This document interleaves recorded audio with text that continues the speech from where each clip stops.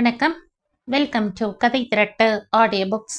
இந்த வீடியோவில் நம்ம என்ன கதை கேட்க போகிறோம்னா, உறவும் உள்ளமும் சிறுகதை. நம்ம சேனலை இது வரைக்கும் சப்ஸ்கிரைப் பண்ணாதவங்க சப்ஸ்கிரைப் பண்ணுங்க. பக்கத்தில் இருக்கிற பெல் ஐகானை கிளிக் பண்ணி ஆல்ங்கிற ஆப்ஷனை ப்ரெஸ் பண்ணுங்க. ஹைப்புங்கிற ஆப்ஷனை கிளிக் பண்ணி இந்த வீடியோவை ஹைப் பண்ணுங்க. வாங்க கதைக்குள்ள போகலாம். பெண் பார்க்க வந்தவர்கள் திருப்தியுடன் வாசலுக்கு வந்து கொண்டிருந்தார்கள். மூக்கப்பிள்ளை, சந்தன தாம்பூலம், புது சமுக்காளம், ஊதுபத்தி அத்தனையும் அனுபவித்தார். பையனும் படித்தவன். வண்டி சதங்கையின் ஒலி தொலைவில் போய்க் கொண்டிருந்தது. இது காரும் டீ போட்டு புகையோடு வெந்து கொண்டிருந்த கந்தையா நாதாங்கியை திறந்தான். சுற்றி சுழன்ற புகை கூட்டம் குப்பென்று வீட்டுக்குள் அலை மோதி சென்றது. இன்ப நினைவுகளில் திளைத்திருந்தவர் புகை வரவே, ஏண்டா கந்தையா, புகை ஏன் மூட்டுற? இடையில ஒரு தரம் கதவை ஏன் திறந்த? என்னப்பா என்று அதிகாரமாக கேட்டார். ஆமா திறந்த. என்னடா திமிரா பேசுற? வந்தவங்க என்ன நினைப்பாங்க? என்ன நினைத்தா எனக்கு என்ன? நீங்க கடையை போய் பார்த்து கொள்ளுங்க. துரைவாள் எங்கே போகிறாரோ? நான் எங்கேயாவது போகிறேன்.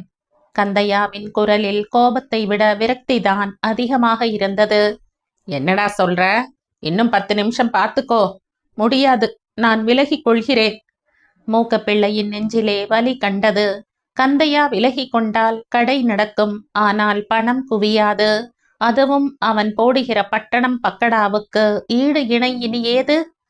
என்னடா மிரட்டுற? வேலையை விட்டு நிக்க இதுதான் நல்ல நாளா? ஆமா, இதுதான் நல்ல நாள் என்றான் கந்தையா. எதிர்த்தில்ல பேசுறான். மீனாட்சி புத்துடையில் பூவும் மஞ்சளுமாக நின்று கொண்டிருந்தாள். அவள் கண்களும் குனிந்தபடியே இருந்தன. காதில் அத்தனை வார்த்தைகளும் தெளிவாக விழுந்தன. நாளை காலையிலே விலகிக் கொள்கிறேன். எனக்கு சேர வேண்டிய பணம் ரூபாய் 1300 கீழே வைக்க வேண்டும் என்றான் கந்தையா. கந்தையா கடுகடுப்பாக சொன்னபோது குரல் விக்கியது. கண்ணிலே நீர் துளித்தது. ஏமாற்றமும் துக்கமும் முகத்தில் பிரதிபலித்தன. இவ்வாறு கந்தையா உணர்ச்சி வசப்படுவான் என்று பலகார கடை முதலாளி எதிர்பார்க்கவில்லை. ஆட்டுக்கல், தோசைக்கல், மெது பக்கோடா இவற்றை போன்று அவனையும் ஒரு உணர்ச்சியற்ற ஜடமாகவே அவர் எண்ணியிருந்தார். தந்து விடுகிறேன். பணத்தை கொண்டு என்ன செய்ய போகிறாய்? சாக்கடையிலே போடுவேன். பையன் மனதிலே வருத்தம் கிளை விட்டு ஊற்றாக வருவதை கண்டதால் கடைக்குள் வந்தார் முக்கப்பிள்ளை. கந்தையா சோப்பு டப்பியும் கையுமாக குழாயடியில் உட்கார்ந்தான். கொதிக்கும் உடம்புக்கும் உள்ளத்துக்கும் தண்ணீர் இதமாக இருந்தது. படித்து உத்தியோகம் பார்க்கும் பிள்ளைக்கு தம் பெண்ணை கொடுக்க மூக்கப்பிள்ளைக்கு ஆசை. கல்யாண செலவையும் ஒப்புக்கொள்கிறார். கந்தையாவின் மனம் படாத பாடுபட்டது. எத்தனையோ முறை அவரோடு வாதாடி பார்த்தான். இன்று அவனால் தாங்க முடியுமா? மாப்பிள்ளை வீட்டார் வந்து மீனாட்சியை பார்த்து திருப்தி தெரிவித்து போயிருக்கிறார்கள். கந்தையாவின் உடம்பு பளபளவென்று இருக்கும். சமையல் வேலை, ஆட்டுக்கல்லோடும் தண்ணீர் அண்டாக்களோடும் குஸ்தி செய்த கை கரணை கரணையாக பார்க்க எடுப்பாக இருக்கும். தலை நிறைய அடர்த்தி மயிர் தைலம் தேய்த்து வாரிக்கொண்டிருந்தான். பளிச்சென்று குங்குமம் இட்ட களை, நெற்றியில் வெண்மை பூத்தது போல விபூதி, பன்னீர் மணம் பரப்பும் பட்டு விபூதி, தூயமல் சட்டை, அவன் உடம்பில் கட்டுமஸ்தான சதை பற்றை கடைசல் பிடித்தது போல் அழகுபடுத்தின ஆடையும் அலங்காரமும். மீனாட்சி உள்கட்டில் நின்று பார்த்தாள். அவளுக்கும் நெஞ்சு பகீர் என்றது. காப்பியாவது டீயாவது கொண்டு வரட்டுமா என்று அவனை பார்த்து கேட்டாள். புது மருமக வருவாரே, அவருக்கு கொடு. எனக்கு எதுக்கு காஃபியும் டீயும்? நாளை இந்நேரம் பம்பாய் போகிறார் ஐயா. பம்பாய்? மீனாட்சிக்கு கண்ணீர் மல்கியது. மெதுவாக வெளியே வந்தாள். கந்தையா பூட்ஸை தேடிக்கொண்டிருந்தான். கையிலே சில்க் கைக்குட்டையில் பூசியிருந்த சென்று வட்டமிட்டது. அத்தான், நீங்கள் கல்யாணத்துக்கு இருக்காமல் போகக்கூடாது. நல்லா இருப்பாங்க. இன்றைக்கு என் மனம் கொஞ்சம் கூட சரியில்லை. அந்த தடிப்பயலை ஓங்கி இரு பகப்பையால் அடிக்க வேண்டும் என்று நினைத்தேன். அதற்கு என்னப்பா செய்ய? உங்க மாமாதான் உனக்கு மீனாட்சியை கொடுக்க முடியாதுன்னு சொல்கிறாரே என்றாள் மீனாட்சியை பெற்ற தாய். நான் போய் வருகிறேன். நாளை காலையில் 10 மணிக்கு என்னுடைய பணம் ரூபாய் 1300 தந்திட வேணும். சாயங்காலம் ரயில் ஏறுகிறேன். சரி, எதுக்கும் கல்யாணத்துக்கு இருந்து விட்டு பிறகு எங்க வேணுமானாலும் போ. 3 வருஷமா உழைச்சேன் அத்தை, மாடா உழைச்சேன். என்ன சம்பளம் அளந்து போட்டீங்க? இல்ல அந்த மாப்பிள்ளையாண்டான் என்னை விட எந்த வகையில உசத்தி? அத சொல்லு. பிச்சைக்கார பையன். அந்த மாப்பிள்ளைய சொல்றேன் அத்தை. என்னமோ சம்பளமாம் ஆபீஸ்ல. இந்த ஒரே வாரத்துல போண்டா போட்டா வராது, வெங்காய தோசை போட்டேன்னா விழாது, கலன்னு கல்லாவல. அத்தை பெருமூச்சு விட்டாள். அத்தை, நமக்கு ராசி பெயர்ந்தாச்சு. என் குணம் கெட்டது. இந்த ஊரிலே உங்கள் கடையிலே இருந்தால் ஒரு நாள் இல்லாது போனால் ஒரு நாள் விபரீதமாக என்னத்தையாவது செய்து வைப்பேன். அதனால் மீனாட்சிக்குத்தான் கேடு. நான் கண் காணாத ஊருக்கு போகிறேன். கந்தையாவின் முரட்டுத்தனம் மீனாட்சிக்கும் தெரியும், அவள் தாயாருக்கும் தெரியும். தகப்பனிடம் சண்டை போட்டு 1000 ரூபாய் கொண்டு வந்து கடையில் வருடம் 3 பணத்துக்கு வட்டி உண்டு, பாசத்துக்கும் அவன் வட்டி உண்டென்று எண்ணிவிட்டான். கந்தையாவின் பணம் பட்டி சம்பளம் என்று பேங்கில் வைத்திருக்கிறார் மூக்கப்பிள்ளை. கந்தையாவின் மனம் கடுகடுத்தாலும் ஏதோ சில தினங்களில் மாறி போய்விடும் என்று எதிர்பார்த்து படித்தவனை, உத்தியோகத்தில் இருப்பவனை முடிக்க திட்டம் போட்டார். வெற்றியும் நெருங்கிவிட்டது. கந்தையாவின் விரோதத்தை முதலாளி மூக்கப்பிள்ளை பெரிதாக எண்ணவில்லை. பணத்தை கொடுத்து ஆளை தள்ளிவிடவும் திட்டமிட்டு விட்டார். கடைக்கு முன்னால் வெள்ளை மல்லும் கிரீச் கிரீச் செருப்பும் போட்டு போகும் கந்தையாவை பார்த்து சிரித்து கொண்டார். என்னங்க, சரக்கு மாஸ்டர் ஜாலியா புறப்பட்டு போறாரே? ஆமா, சினிமாவுக்கு போகிறான் என்ற வாடிக்கைக்காரர் பேச்சுக்கு முற்றுப்புள்ளி வைத்தார் மூக்கப்பிள்ளை. அன்று அவர் மனம் கந்தையாவை இழக்க சித்தம் செய்துவிட்டது. பணத்தையும் கொடுக்க ஏற்பாடுகள் செய்து விட்டார். பேங்கில் இருந்த பணத்தை காலையில் வாங்கி வர எழுதியும் முடித்தார். அன்றிரவு கந்தையா வரவில்லை. என்னங்க, கந்தையா மனசு ரொம்ப கஷ்டப்படுறான் என்றாள் வீட்டு அம்மாள். சி, வாய மூடு. கஷ்டப்பட்டா என்ன? இவனுக்கு என்னோட பெண்ணை கொடுக்க முடியாது. நான் என்ன சொல்றேன்? பணத்தை கொடுக்காம அவனை இங்கேயே இருக்க வழி சொல்லுங்க. இன்னும் 2 மாசத்துல ஒரு பெண்ணை பார்த்து. அது அவனோட இஷ்டம். பணத்தை கொடுத்து விடுகிறேன். இருந்தால் இருக்கட்டும், போனால் போகட்டும். மீனாட்சிக்கு தன் மனசை சொல்ல முடியவில்லை. அவள் கடமை. அப்பா மனம் நோகக்கூடாது. ஆனால் கல்யாணம் முடியும் வரையில் கந்தையா இருந்தால்.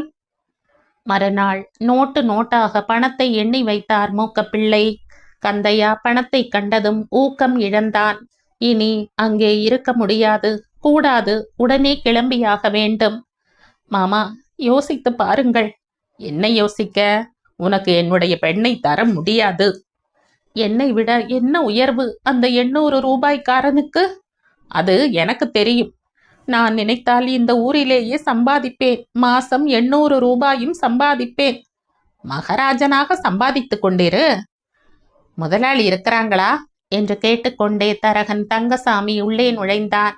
அடடே, வாங்க தரகையா, உங்களுக்கு தான் யோகம் வந்திருக்குது. அரச மரத்தில் டீ கடை இப்ப வேலைக்கு வருகிறது, அதையும் வாங்கி போடுங்க என்றார் தரகன் தங்கசாமி. மூக்கப்பிள்ளை வானத்தை பார்த்தார். நெஞ்சு விம்மியது. நினைவு அலை பாய்ந்தது. அரச மரத்து கடை அவரது லட்சிய எல்லை. அது விலைக்கு வருகின்ற சமயம். மகள் கல்யாணம் உறுதியாகும் வேளை. பணம் கைவசம் இல்லாத போது கடன் பெறுவதற்கும் அவருக்கு மனம் இல்லை. நமக்கு கொடுத்து வைக்கல, இப்போ கையில பணம் இல்ல. தரகன் சும்மா விடுவாரா? இன்னும் 1 வாரம் போகட்டும், புரட்டி கொடுங்க என்றார். நமக்கு இல்லை ஐயா, வேறு யாருக்காவது கையடியுங்கள் என்றார். என் தம்பி, பம்பாய விலைக்கு வாங்க போறாயாமே, நீ சொல்லு.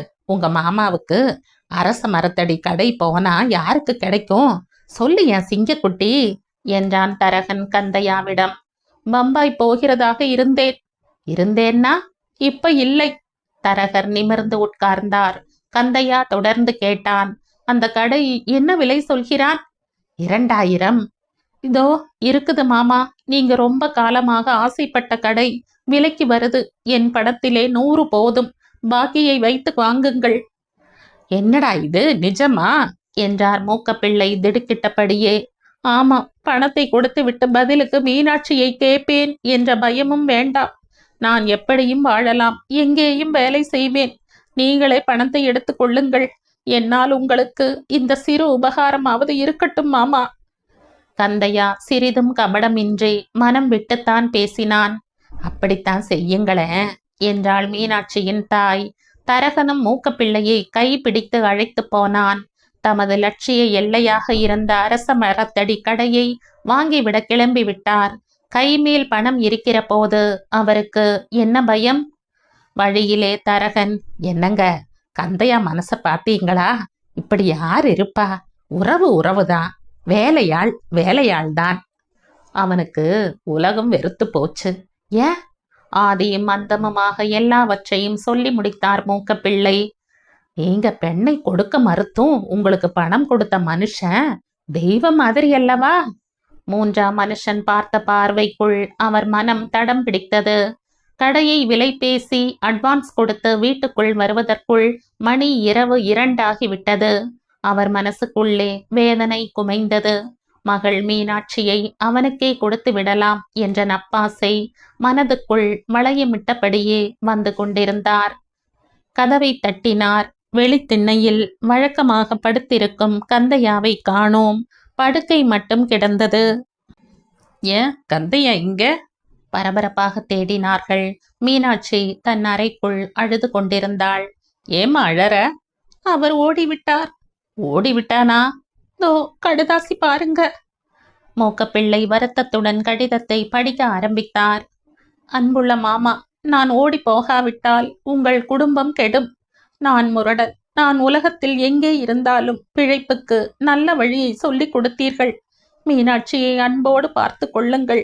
அவள் திருமணம் சிறப்பாக நடக்கட்டும். என் ஆசையும் அன்பும். போய் வருகிறேன்.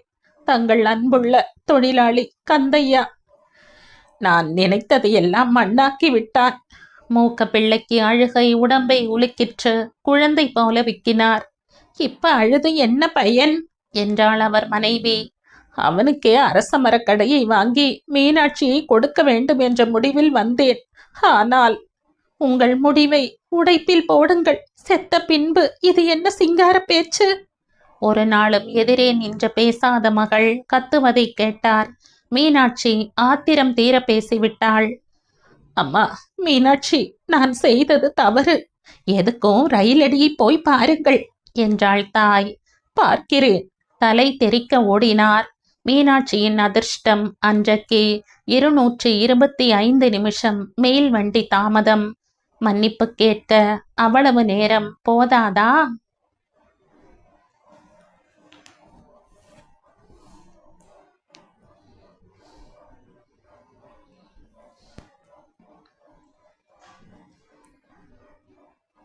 இதோடு இந்த கதை முடியுது. இந்த கதை உங்களுக்கு பிடிச்சிருந்தா லைக் பண்ணுங்க, ஷேர் பண்ணுங்க, சப்ஸ்கிரைப் பண்ணுங்க. மற்றும் ஒரு இன்ட்ரெஸ்டிங்கான கதையோட அடுத்த வீடியோல சந்திப்போம். பை. தேங்க்யூ.